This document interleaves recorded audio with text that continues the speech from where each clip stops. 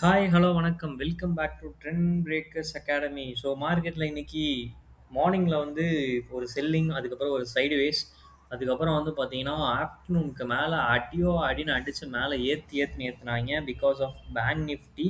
So bank Nifty வந்து செம்ம support குடுத்திருந்தது. So ID வந்து பெருசா சப்போர்ட் குடுக்கல. பட் பேங்கிங் வந்து வேற லெவல்ல சப்போர்ட் குடுத்திருந்தது. Banking sector, auto sector, FMCG sector எல்லாமே.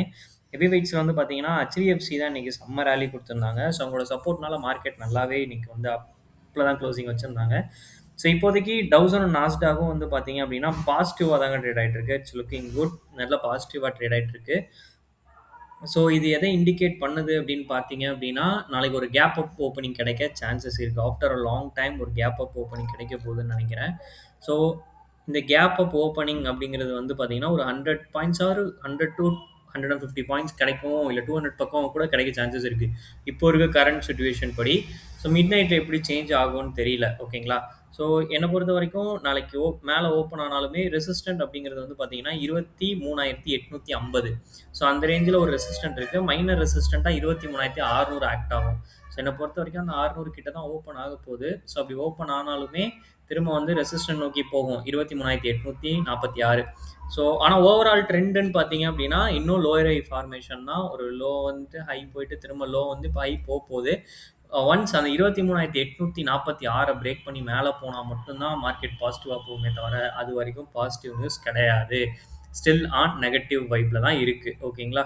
ஸோ இதுதான் வந்து நிஃப்டியோட லெவல். ரெசிஸ்டன்ட் 23,846, மைனர் ரெசிஸ்டன்ட்டா 23,600 ஆக்ட் ஆகும். கீழ சப்போர்ட்ன்னு வந்துச்சுன்னா 23,320.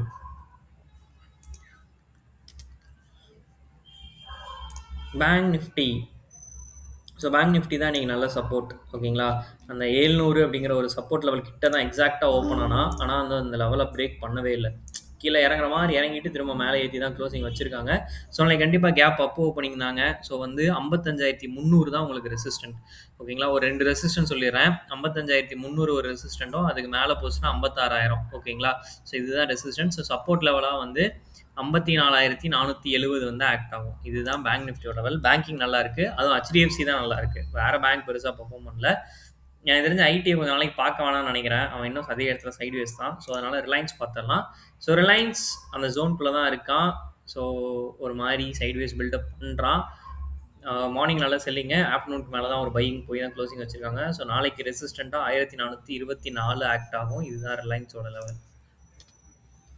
HDFC bank. So HDFC bank வந்து பார்த்தீங்க அப்படின்னா, HDFC பேங்க் ஸோ அந்த சப்போர்ட் லெவல் சொல்லியிருந்தேன் 812. ஸோ அதுக்கு நியர்பைல தான் இன்னைக்கு ஓப்பன் ஆச்சு.